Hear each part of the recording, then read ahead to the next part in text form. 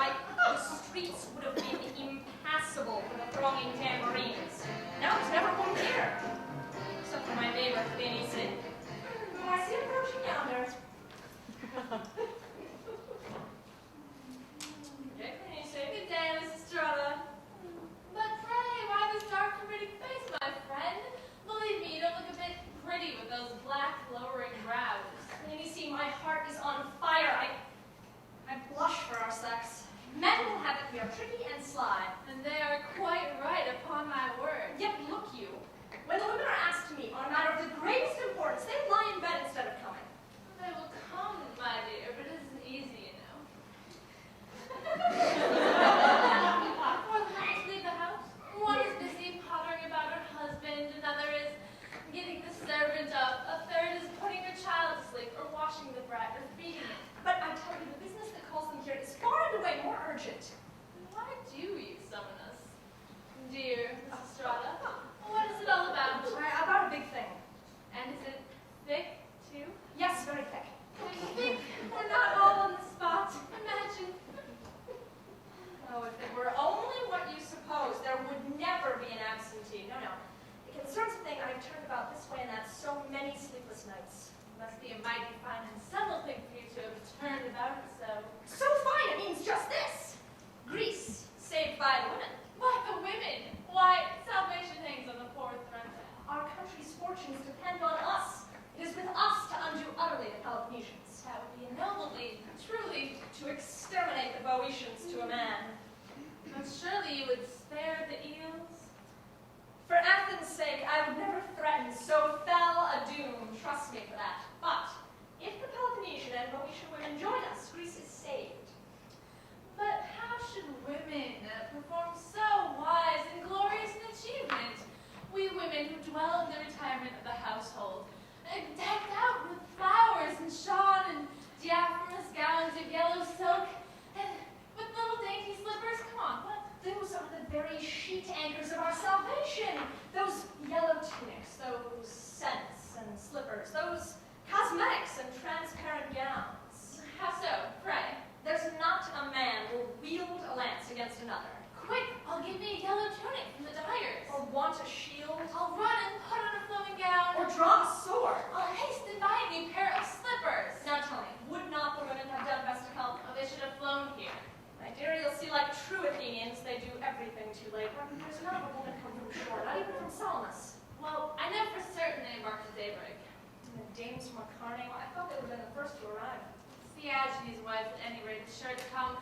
She's actually been to consult Hecate. But look, here's a new arrival. Tell me, what countrywoman is she be? She is from Anagyra. Ah, yes, 'tis the prettiest of all the female population in Anagyra. Am I late, Lysistrata? Tell me, pray. But not a word? I cannot say much for you, Myrni. You have not bestirred yourself over much of an affair of such urgency. I couldn't find my girdle in the dark. However, if the matter is so pressing, here I am, so speak. No. Let's wait a moment more until the women of Boeotia arrive and those of the Peloponnese. Yes, that is best. Oh, here comes Lampido. Good day, Lampido, dear friend from Macedonia. Why, how well and handsome you look. What a rosy complexion. Oh, and how strong you seem. Why, you could strangle a bull, surely. Yes, indeed. I really think I could. Because I do gymnastics and practice the bottom flipping dance. And what's the rest? Wow! You are feeling me as if I were a beast for the sacrifice. My friend, you're blossoming as a garden. And her garden is so thoroughly too. But who has called together this council of women, pray? I have. Well, what do you want of us? Yes, what is this very important business you wish to inform us about? I will tell you.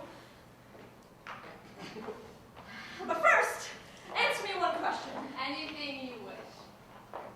Don't you feel sad and sorry that the fathers of your children are far away with the army? For I'll wager there's not one of you whose husband is not abroad at this very moment. Mine's been away the past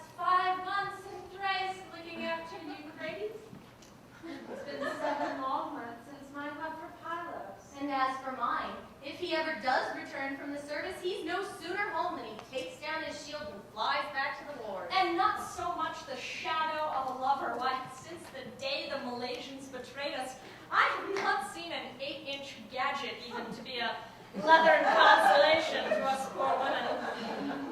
Now tell me, if I have discovered a means of ending the war, would you all second it? Yes? Verily, by all the goddesses, I swear I will, though I have to put my gown in pawn and drink the money in the same day.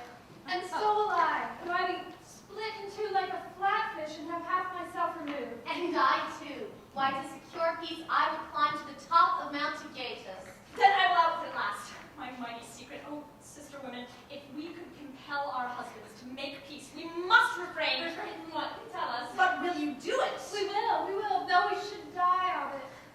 We must refrain from the mail altogether. Hey, where are you going? Why do you turn your backs?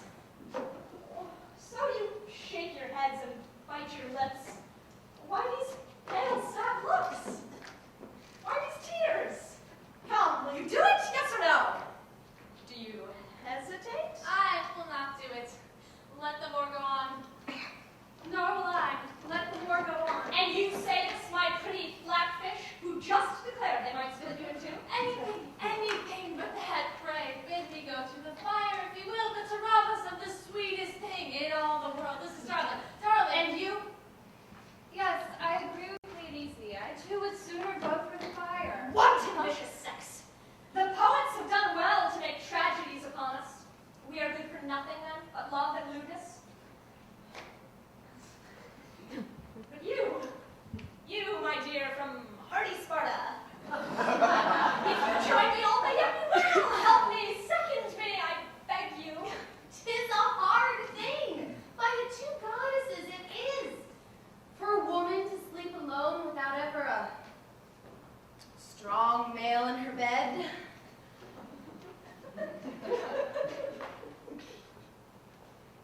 But there, peace must come first. Oh, my darling, my dearest, best friend, you are the only one deserving of the name woman. But if, which the gods forbid, we do refrain altogether from what you say, should we get peace any sooner? Of course we should, by the goddesses twain. We need only sit indoors, with painted cheeks, and meet our mates lightly clad in transparent gowns of Armogo silk and perfectly depilated. They will get their tools up and be wild to lie with us. That will be the time to refuse. Yes, They